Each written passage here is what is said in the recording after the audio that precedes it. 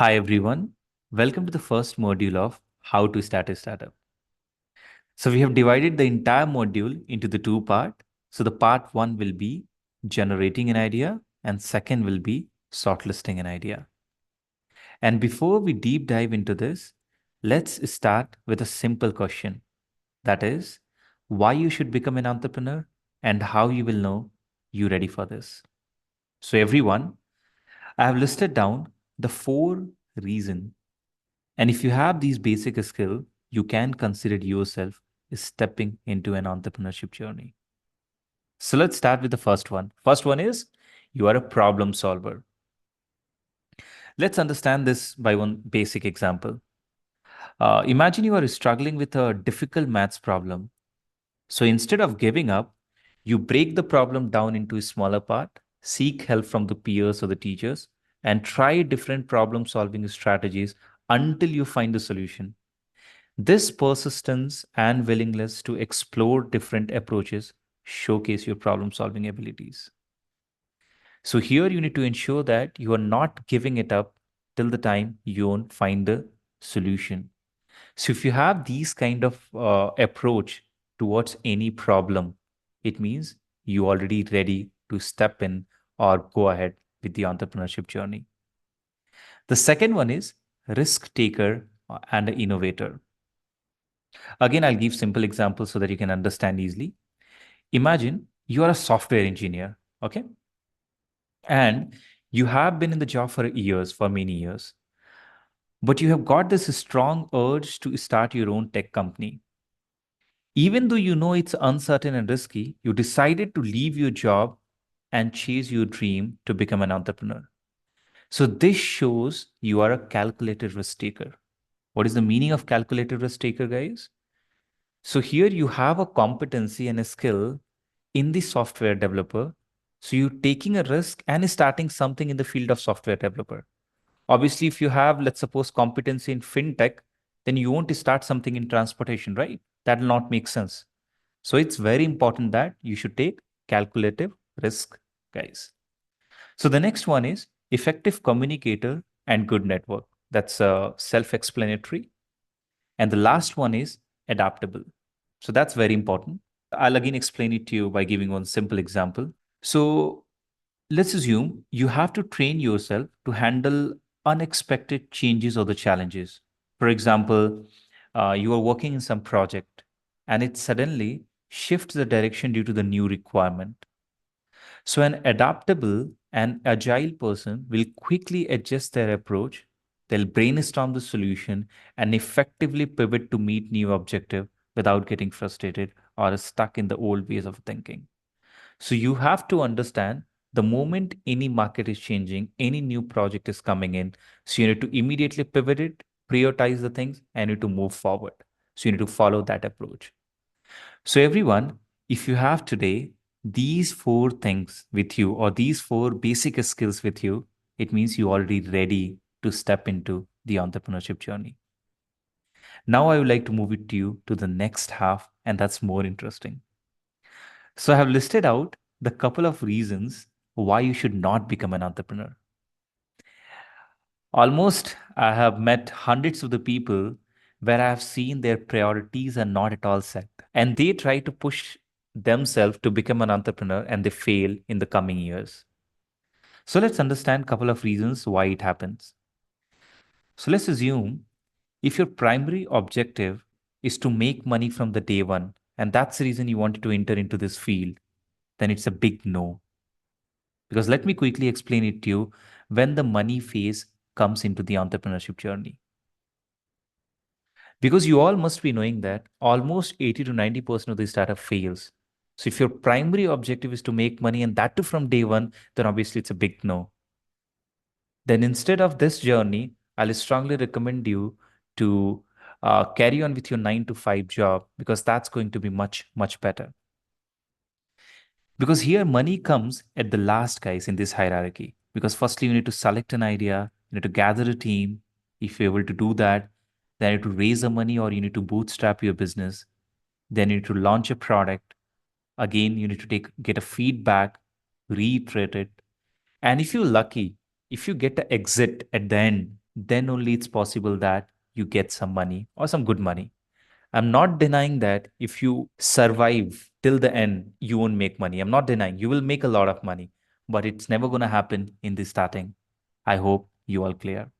Second set of people I have seen who are really weak at the financial management and they step into this journey and they end up losing everything. So let's understand this topic a little bit better, everyone.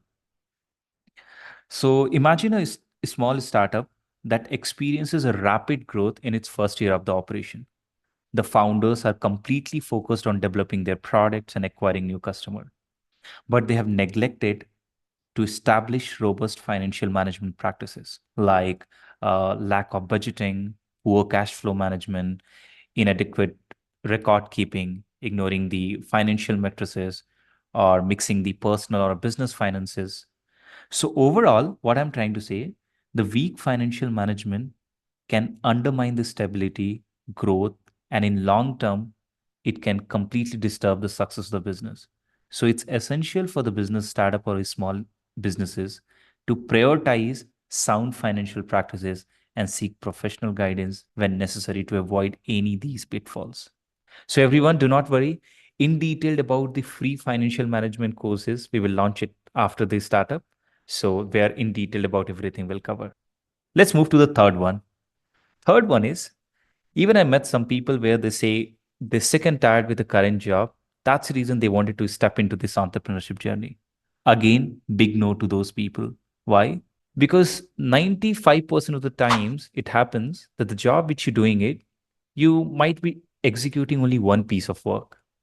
And if you're getting tired with one piece of work, then think what will happen when you start executing everything in your startup. I hope you're following it. So if you have like you are changing or you wanted to switch yourself to the entrepreneurship journey because you're sick and tired with the current job, then again it's a big no. You should never do that. The last one is this is a very common. Many of the people says everyone around them is becoming an entrepreneur. That's the reason they also wanted to step into this startup journey.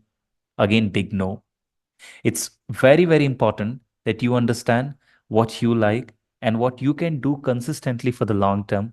Then only step into this particular journey. Because the moment you step into this journey, there is no end. It will take endless years, guys. I could say sometimes, yeah, endless years it takes to generate an idea, to execute, to generate a revenue, to make something out of it. It takes a lot of time. So if you're just seeing that my surrounding, my colleagues are becoming an entrepreneur, and just because of them, if you are trying to step into this particular journey, then it could be a disaster. So I hope you all clear. So everyone, I hope you all understood what all couple of reasons are there because of which you should not consider becoming an entrepreneur. Now let's move it to the next. So everyone, this is all about whether you're ready to step into the entrepreneurship journey or still you need time. So now let's start with the first half of the first module, that is how to generate an idea. So when it comes to generating an idea, majorly we'll focus here five things, everyone, five things. So the first one is, which is very effective, and now also sometimes I do, that is seeing what's happening globally and try to apply that locally. So for that, you can subscribe any of the business news channels, guys. So you need to, on a daily basis, you need to observe what's happening at a global level and which all set of ideas are really growing exponentially at a global level. And try to understand the place where you're staying. Do you also see the same problem, or do you also see that the problem which at a global level the entrepreneurs are solving, do you also need to solve that or not? Or people are facing the similar problem or not? And if the answer is yes, then you can certainly apply the same thing which is happening globally to your local place or a local area. So this is a great way for any early stage startup to start with, guys. I hope you all clear. Next way to generate an idea is a brainstorming. So this one we'll understand by taking example. So how you can do brainstorming, let's understand. So firstly, what you need to do, you need to gather a diverse group of people.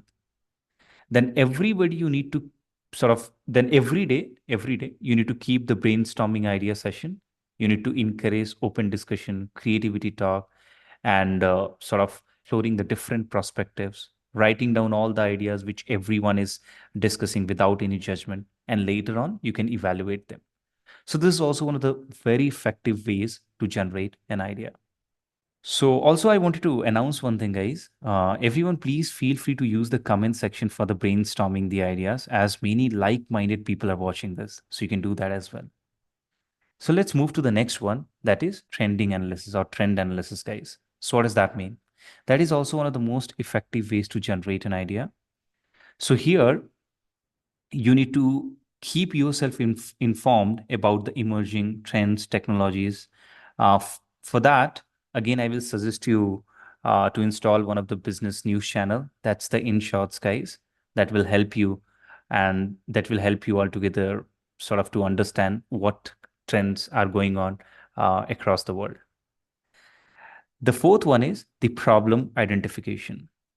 So here you need to look for the problems or the pain points in your own life or the lives of others.